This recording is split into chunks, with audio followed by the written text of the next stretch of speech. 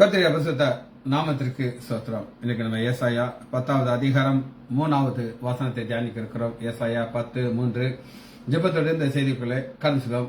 மகிமை உமக்கன்றோ, மாட்சிமை உமக்கன்றோ, மகிமை உமக்கன்றோ, மாட்சிமை உமக்கன்றோ, துதியும் புகழும் தோத்திரமாம் தூயவர் உமக்கன்றோ, துதியும் புகழும் தோத்திரமாம் தூயவர் உமக்கன்றோ.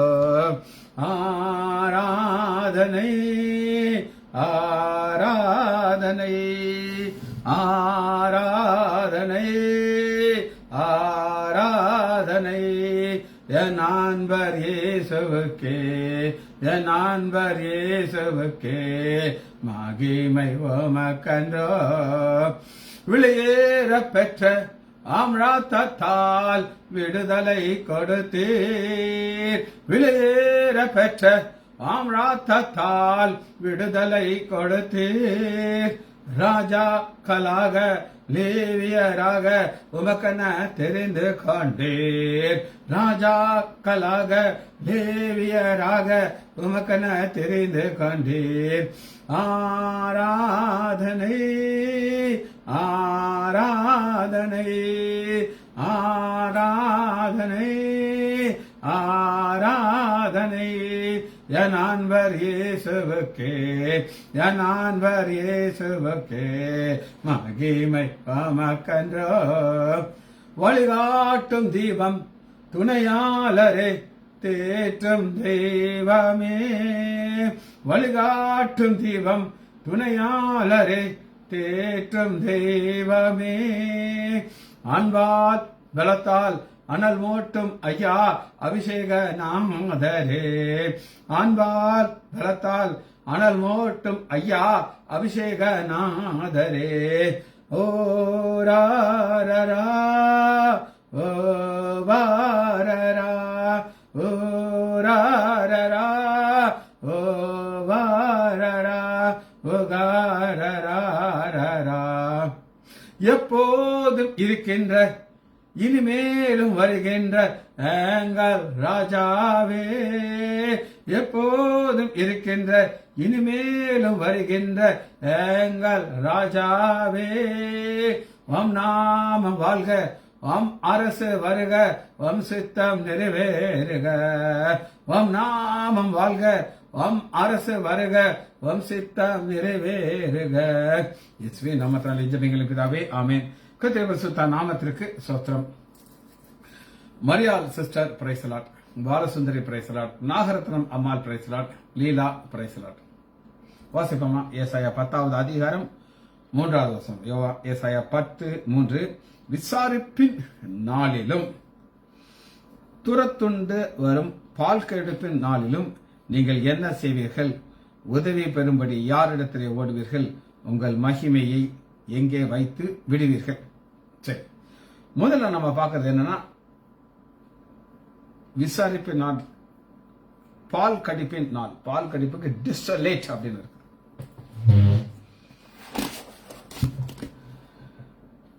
டிசலேட்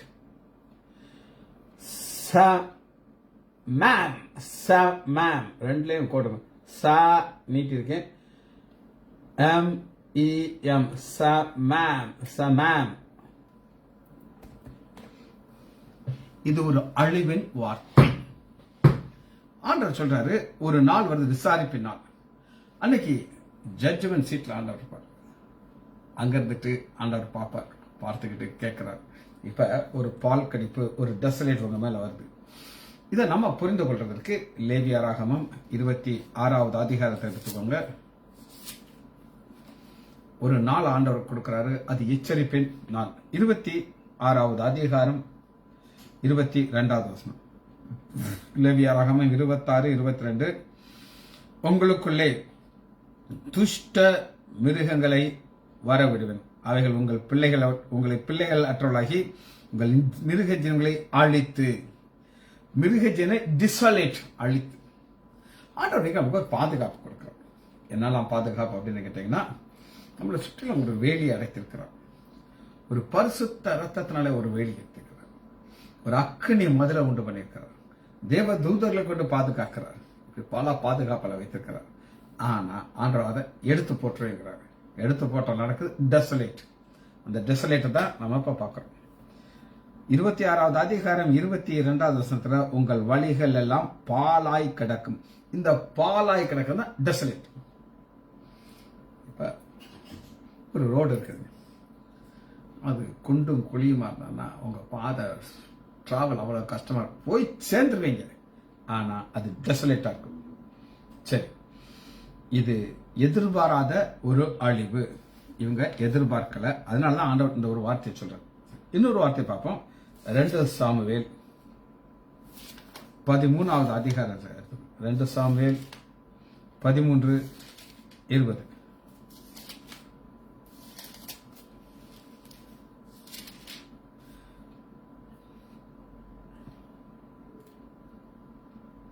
அப்பொழுது அவள் சகோதரனாகிய அப்சலோம் அவளை பார்த்து, உன் சகோதரனாகிய அம்மோன் உன்னோடு இருந்தானா?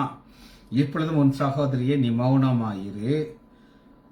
அவன் உன்னுடைய சகோதரன், இந்த காரியத்திலே உன் மனதிலே வைத்திராது என்றார். அப்படியே தாமார் தன் சகோதரனாகிய அப்சலோம் வீட்டிலே தனித்து கிளேசப்பட்டு கொண்டிருந்தார். இது ஒரு வித்தியாசமான ஒரு காரியம். இது மனதில் இருக்கிற ஒரு சமாதானம் இல்லாத ஒரு வாழ்க்கை. ஒரு தவறு இழைக்கப்பட்டுச்சு. அண்ணன் சொல்றான், நீ ராங்கா எதுவும் முடிவு பண்ணிடாத, நான் ஒரு ஆக்ஷன் கொண்டுருவேன். அதுவரை நீ வீட்டில் என்ன செய்யணும்? தனித்து கிளேசப்பட்டு கொண்டிருந்தார். இது உள்ள இருக்கிற ஒரு டர்மாயில் அப்படின்னு சொல்லும். இதுதாங்க ஒரு மனிதனை அழிக்கும். அவங்க அந்த நேரத்தில் ஒரு முடிவு எடுப்பாங்க, அது அவங்க வாழ்க்கையை அழிச்சோம். ஒரு சம்பவத்தை நான் ஏற்கனவே சொல்லியிருக்கேன், திரும்ப நான் சொல்றேன். ஒரு பொண்ணு திருமணமே வந்திருக்கிறோம் வீட்டுக்கு. கொழுந்தனாருக்கு கல்யாணம் ஆகல. மாப்பிள்ளையுடைய தம்பி.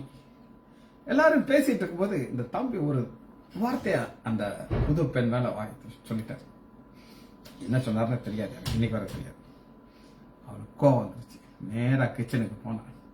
மண்ணெண்ணெய் இருந்துச்சு, தலையில ஊத்தி தீ வச்சிட்டான் புது பொண்ணு. அதுக்கப்புறம் அவ காதெல்லாம் போய், முகமெல்லாம் அழிஞ்சி, அவ பிரஸ்ட் எல்லாம் போய், அவ வாழ்க்கை அதுக்கப்புறம் ஃபுல்லா அழிவு அழிவு அழிவு. அவங்க கேரளாவில் இந்த சம்பாதிச்சமான ஃபுல்லாக அங்கே விட்டுட்டாங்க. காரணம் அது உள்ள இருக்கிற டர்மாயில் அப்படின்னு பார்க்கணும். சரி, எடுத்துக்கிறோம். ஆமோஸ் எடுத்துக்கோங்க. பக்கம் 1069. ஆமோஸ் 7வது அதிகாரம் 9வது.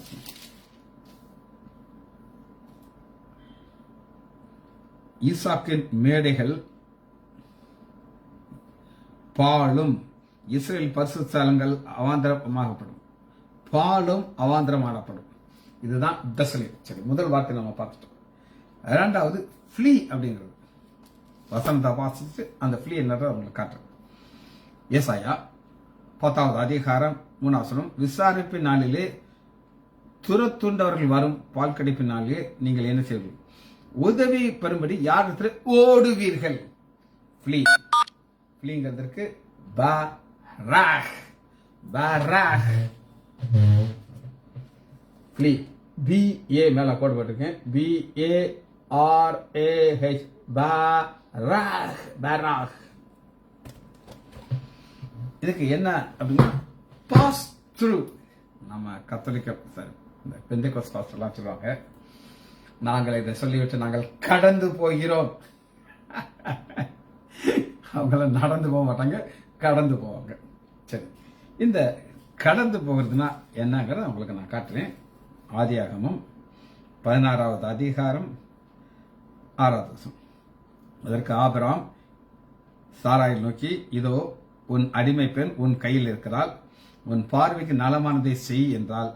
அப்பொழுது சாராய் அவளை கடினமாக நடத்தப்படினால் அவள் அவனை விட்டு ஓடி போனாள்.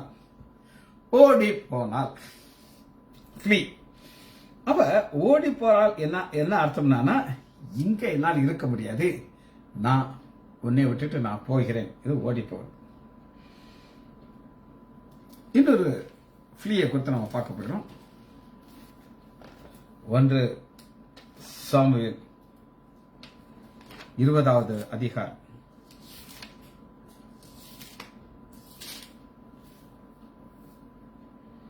முதலாவது,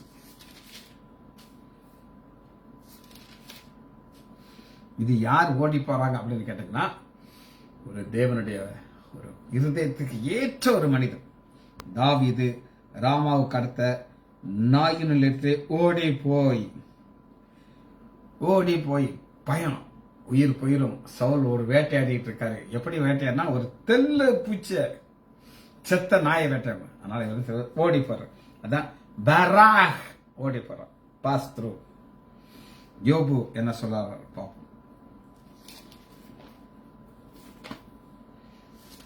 யோபு 9வது அதிகாரம்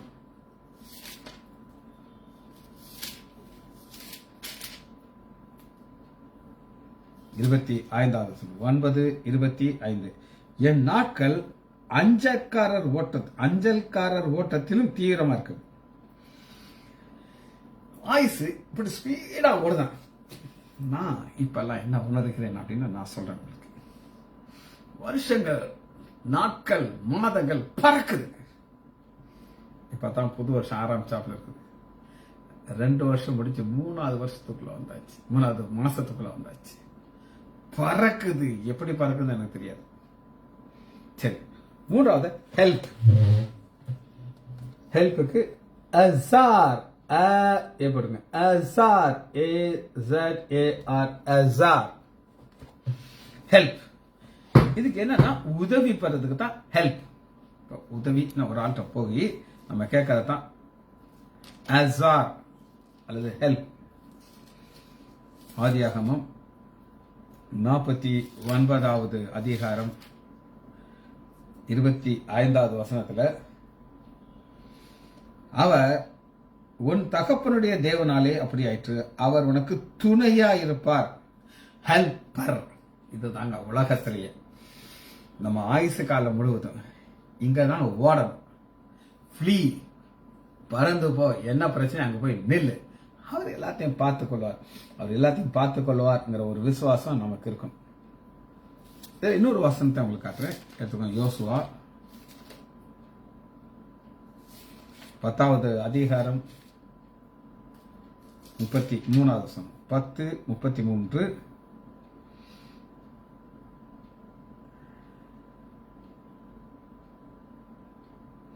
அப்பொழுது கேசேரின் ராஜாவாகிய ஓராம் லாகிஸ்க்கு துணை செய்யும்படி வந்தான்.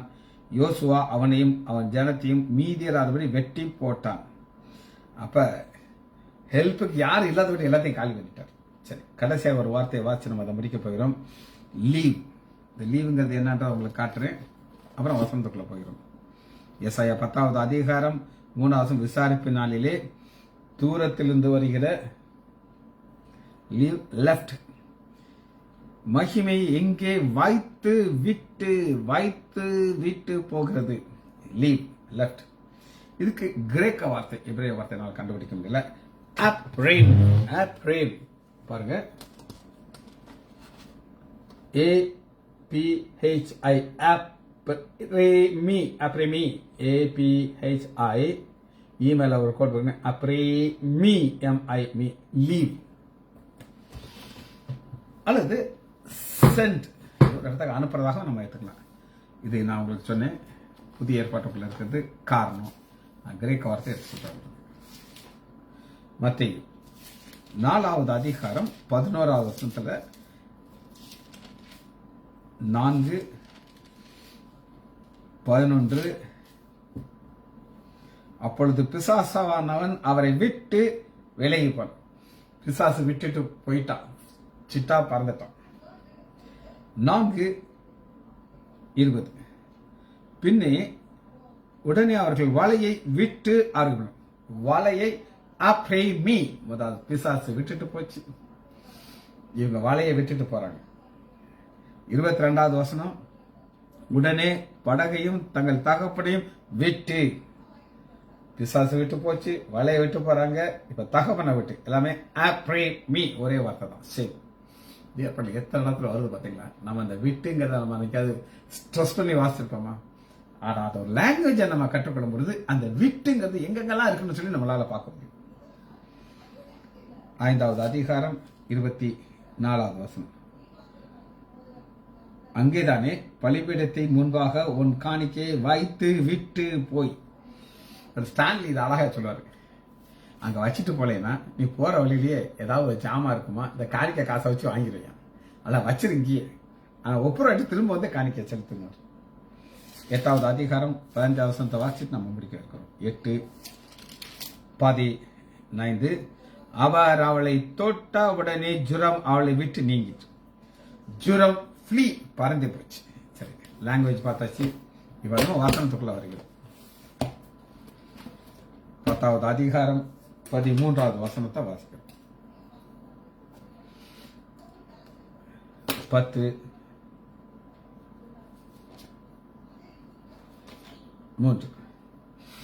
விசாரிப்பின் நாள், பால் கடிப்பின் நாள், 2 நாளை நம்ம பார்க்கிறோம். இங்க ஒரு கேள்விகளை பார்க்கிறோம். அந்த கேள்விகளை பார்த்தா தான் நமக்கு தெரியும். அவங்களுக்கு 89வது அதிகாரத்துல 6 கேள்விகளை அவங்களுக்கு நான் காட்டினேன். 7வதாக அது துதியா மாறுதுன்னு உங்களுக்கு சொன்னேன். அதுபோல இங்க கேள்விகளாக இருக்குது. ஏன்னா ஆண்டவர் கேள்வி கேட்கிறார். முதல் கேள்வி, விசாரிப்பின் நாள், தூரத்தில் வரும் பால் கிடைக்கும் நாளிலே நீங்கள் என்ன செய்வீர்கள்? What will you do? இது ஒரு கேள்வி. என்ன அர்த்தம் அப்படின்னு கேட்டீங்கன்னா, நம்ம ஒரு சில இடத்துல நம்ம பிளானிங்ல இருக்கோம். பிளானிங் ரொம்ப ரொம்ப முக்கியம். காலையில ஆலயத்துல போய் 6ல இருந்து 6:45 வரை செய்தி முடிச்சுட்டு வந்துட்டேன். அது என்னுடைய பிளான். இப்ப நான் அடுத்த செய்தி, இனி நைட்ல ஒரு செய்தி, இப்ப 3 செய்தி நான் ஆயத்தம் பண்ணி வச்சுட்டேன். இது ஆண்டோடைய கிருபையில கிடைக்கிறது. ஆனா ஆண்டவர் நீ என்ன செய்வ ஒரு பிரச்சனை வரும்போது. அடுத்து பாருங்க, உதவி பெறும்படி யாரிடத்திலே ஓடுவல்? 2வது கேள்வி, யாரிடத்துல ஓடுவ? 3வது, உங்கள் மகிமையை எங்கே வைத்து விடுவீர்கள்?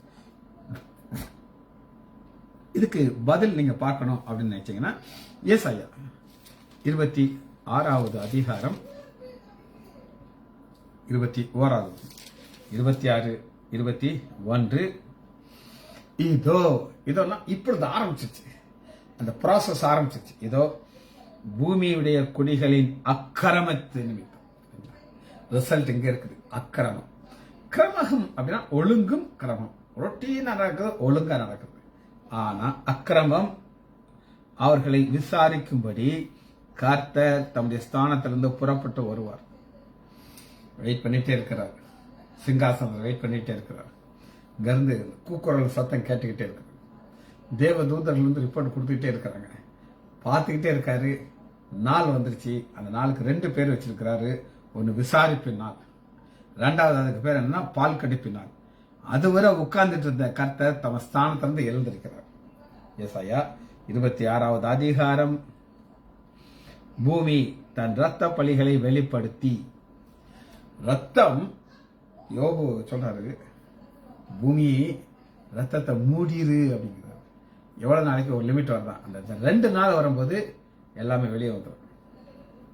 பூமி தன் இரத்த பலிகளை வெளிப்படுத்தி தன்னத்திலே கொலை உண்டவர்களை இனி மூடாது இருக்கும். ஒரு ஸ்டேஜ் வரை மூடி வச்சிருக்கு. நீ மூடாது. ஏன்னா 2 நாள் வந்துருச்சு. அதுக்கு பேர் விசாரிப்பு நாள், பால் கடிப்பு நாள். சரி, இன்னொரு வசனத்தை காட்டுறவங்களுக்கு ஏசாயா 33வது அதிகாரம்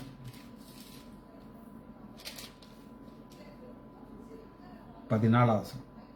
33. சீயோனில் உள்ள பாவிகள் திகைக்கிறார்கள். சீயோனில் இருக்கிற பாவிகள் அப்படின்னா என்னங்க? ஒரு குட்டி கதை சொல்றேன். ஜான் அப்படின்னா 2 பேர் இருக்காங்க.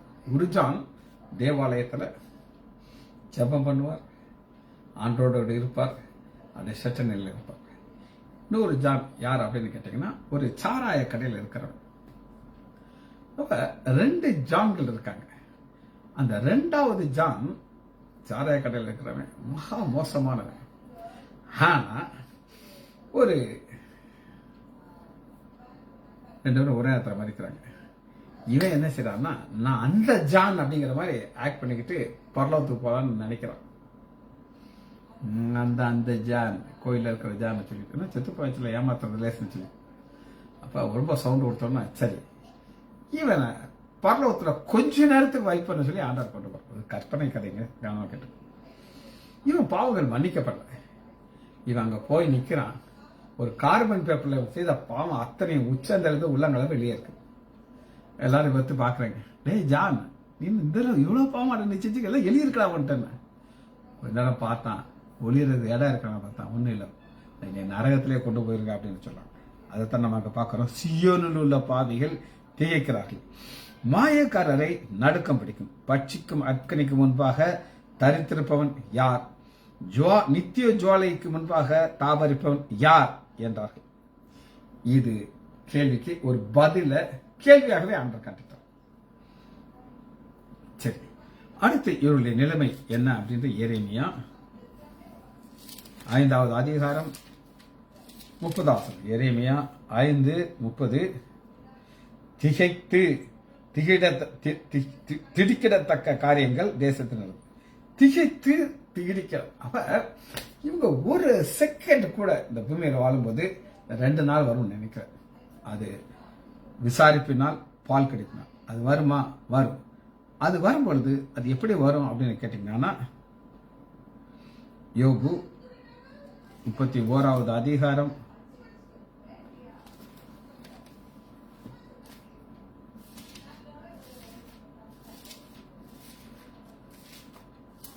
31வது அதிகாரம்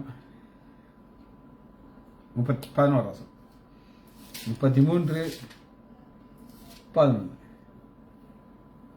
அவர் 31:13.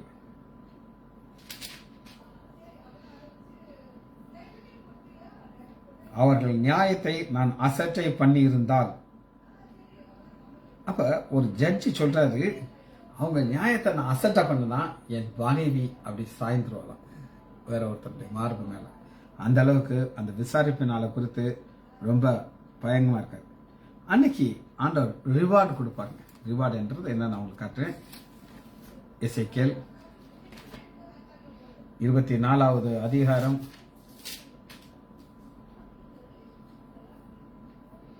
13. 24:13. உன் அசுத்தத்தோடு முறைகேடு. இதெல்லாம் தான் இந்த 2 நாளுக்குடைய காரணம். அசுத்தம், முறைகேடு. நான் உன்னை சுத்திகரித்தும் நீ சுத்தமாக படிக்கினாலே இனி என் உக்கரம் உன்னிலே 6 தீரு மட்டும் உன் அசுத்தத்தை நீங்கி சுத்திகரிக்கப்பட மாட்டாது. ஆண்டவர் தருணத்தை கொடுத்துக்கிட்டே இருப்பாரு. எல்லாத்தையும் ப்ராசஸ் எல்லாம் பண்ணி முடிச்சிட்டாரு. ஆனா பண்ணி திரும்பவும் சேர்க்கலாம். அதுபோல திரும்ப போறாங்க. விசாரிப்பினால குறித்து நம்ம ஒரு வசனத்தை பார்த்து இதை முடிக்க இருக்கிறோம். ஓசியா 9வது அதிகாரம் 7வது வசனம். ஓசியா 9:7.